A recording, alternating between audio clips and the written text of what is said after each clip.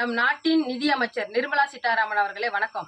பாஜகவுடைய மாநில மகளிர் அணி பொருளாளர் மாலினி ஜெயச்சந்திரன் அவங்க ஜல்லி கல்லு 2000 ரூபாய் 3000 ரூபாய்க்கு விற்பனை செய்யும் தொழிலை செஞ்சுட்டு இருந்தாங்க. பாஜக கட்சியில எப்ப சேர்ந்தாங்களோ அதுக்கப்புறம் 3000 கோடி மதிப்பிலான சொத்து மாலினி ஜெயச்சந்திரனுக்கு எப்படி வந்துச்சு? அந்த பணம் எல்லாம் ஏன் அப்ப விட்டு பணம்?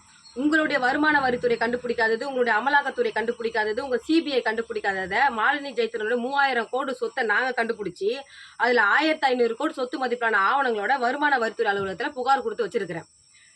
மத்திய நிதி அமைச்சரான நீங்க பணப்பதுக்களை கண்டுபிடிச்சி மணி லாண்டரிங் பண்ணவங்களை கண்டுபிடிச்சி ஆவணங்களோட புகார் கொடுத்த இந்த வீரலட்சுமியை அழைச்சி பாராட்டாம வெகுமதி அளிக்காம யாரு பணப்பதுக்குல ஈடுபட்டாங்களோ யாரு மணி லாண்டரிங் செஞ்சாங்களோ அவங்கள பக்கத்துல நிக்க வச்சு சால்வை போட்டு பாராட்டி பாதுகாப்பு கொடுக்கறதுக்கு என்ன காரணம்?